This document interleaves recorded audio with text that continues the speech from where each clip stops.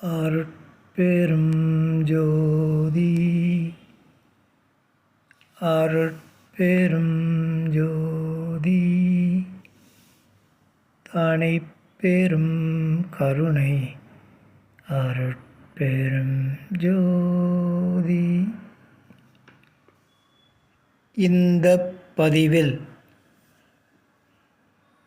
ஏன் ஒன்றிய வேதம் அருளப்பட்டது எனும் தலைப்பில் வேலூர் ஐயா எனும் அருட்திரு யோகானந்த சாமிகள் அருளிய விளக்கத்தை அறிவோம். தலைப்பு: ஏன் ஒன்றிய வேதம் அருளப்பட்டது?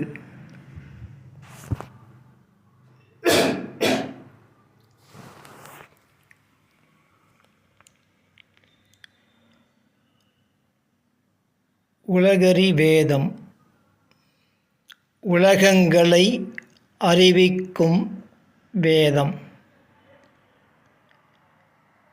தோன்றிய வேதம் ஆதிப்படைப்பினர்க்கு தோன்றிய வேதம்.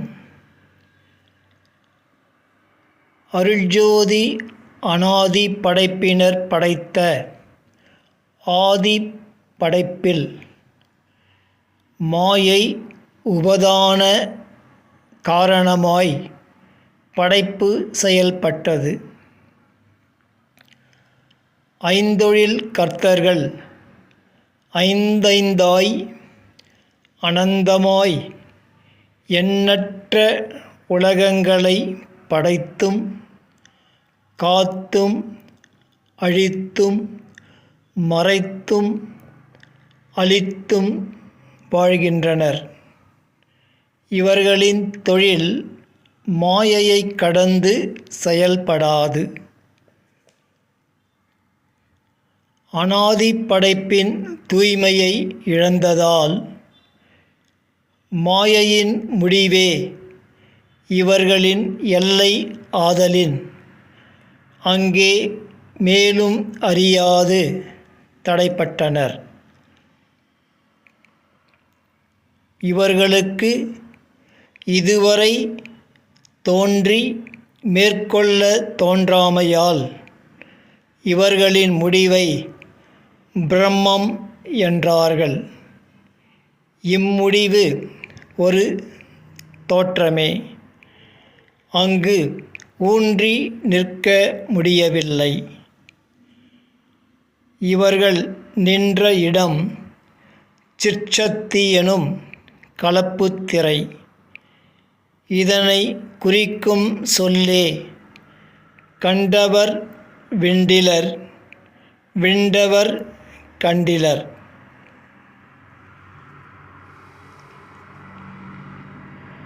வேதம் நான்கிலும் பிரம்மம் என்றுதான் சொல்லப்பட்டிருக்கின்றது. கர்த்தர்களால் அறிவிக்கப்பட்ட வேதம் ஆகையால் அவர்கள் கரண ஒழுக்கம் பெறாமையால் ஊன்றிய வேதம் அறியார்கள். இக்கடவுளர்களும் அவர்கள் அறிவித்த வேதம் சார்ந்த உயிர்களும் அநாதி வேதம் எனும் ஊன்றிய வேதம் அறிந்திலர். இவர்களால் தோற்றுவிக்கப்பட்ட மாயையை அறிவித்தார்கள் அன்றி அநாதி நிலையை விளக்க இயலவில்லை.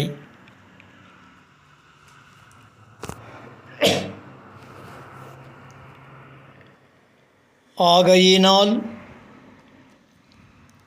சித்தி எனும் முடிவான நிலை சேர்ந்த அனுபவம் பெற அருள்ஜோதியர் வள்ளல் பெருமானுக்கு சுத்த சன்மார்க்கம் எனும் ஊன்றிய வேதம் அருளி அவர் வாயிலாக எல்லா உயிர்களுக்கும் அருளிச் செய்தார்கள். ஊன்றிய வேதம் அநாதியில் ஊன்றி நின்று செயல்பட்டு விளங்கி விளக்குவதால் ஊன்றிய வேதம் எனக் கொள்க. வள்ளலார் பித்தாடும் மாயைக்கு மேலே சுத்த பிரம்ம வெளியினில் பேரருளாலே சித்தாடுகின்றது பாரீர் திருச்சிற்றம்பலத்தே திருநடஜோதி என்றார்கள். தோன்றிய வேதியர்கள் பிரம்மம் என்றார்கள். ஊன்றிய வேதியராய வள்ளலார் முத்தேக சித்தியுடன் எல்லாம் வல்ல சித்தி பெற்று சுத்த பிரம்மவெளி என்றும் பேரருள் ஜோதி நடம் என்றும் அறிவித்தமை காண்க. தோன்றிய வேதம் முடிவில் பிரம்மம் என்றும்